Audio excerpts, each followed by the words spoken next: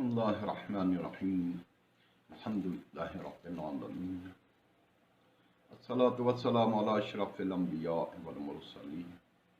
سیدنا و مولانا بالقاسم محمد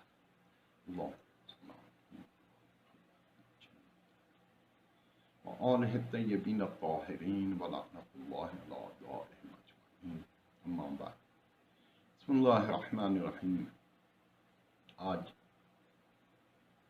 مولا امام موسیٰ کاظم علیہ السلام کی شہادت تمام مؤمنین مؤمنات بالخصوص مولا امام زمانہ اور امام موسیٰ کاظم علیہ السلام کی دختر گرامی بی بی علیہ کی خدمت میں تسلیت عرض کرتے ہیں۔ اس دن میں وہ مصیبت کا دن ہے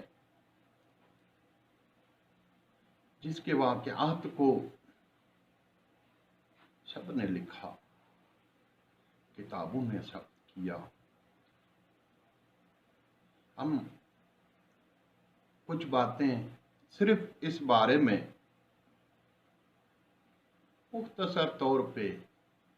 اسے کہوں کہ کچھ فہرست کے طریقے سے آپ کے سامنے عرض کرنا چاہتا ہوں۔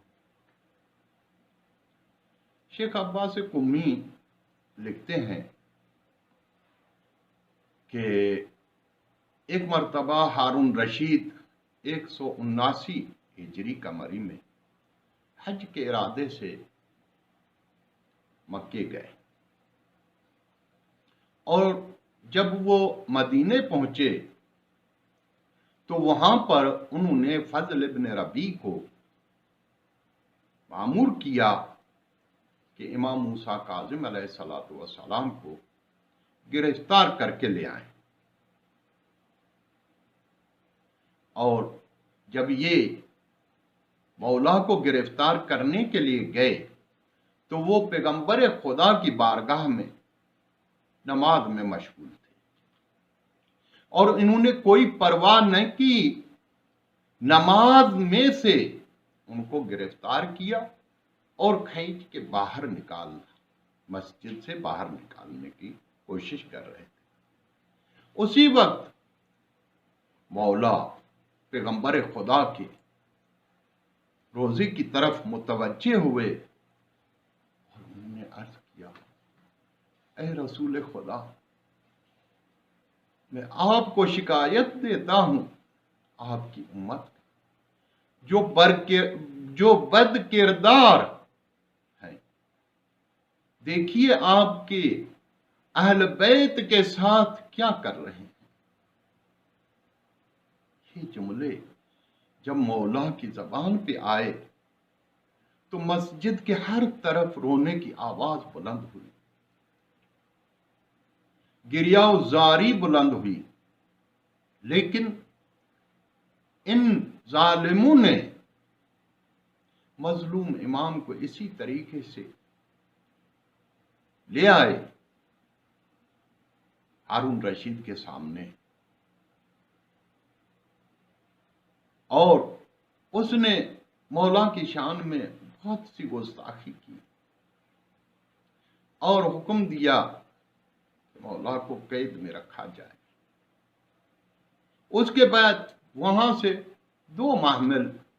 تیار کیے گئے، اور تاکہ کسی کو پتہ نہ چلے کہ مولا کو کس طرف روانہ کیا گیا ہے۔ اس طریقے سے ایک محمل کو بصرے کی طرف اور دوسرے کو بغداد کی طرف روانہ کیا گیا،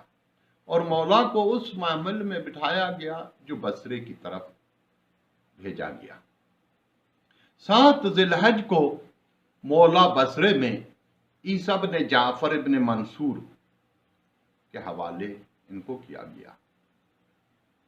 1 سال تک ان کے قید خانے میں رہے۔ اس دوران ہارون رشید نے عیسیٰ کو کافی خط لکھے، کہا کہ امام موسیٰ کاظم کو شہید کر دیں، لیکن عیسیٰ نے اس پہ عمل نہ کیا۔ 1 سال تک جب عمل نہیں کیا تو ہارون 2 مرتبہ مجبور ہوئے کہ وہاں سے ان کو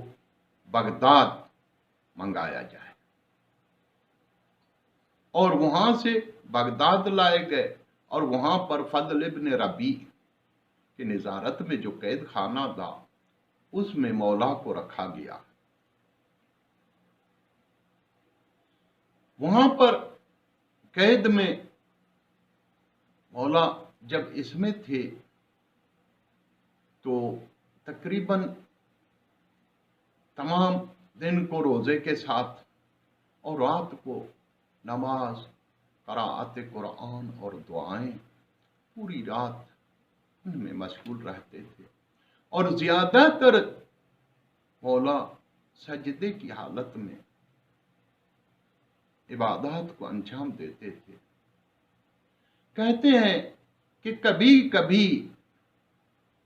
ہارون رشید اپنی چھت پہ جاتا تھا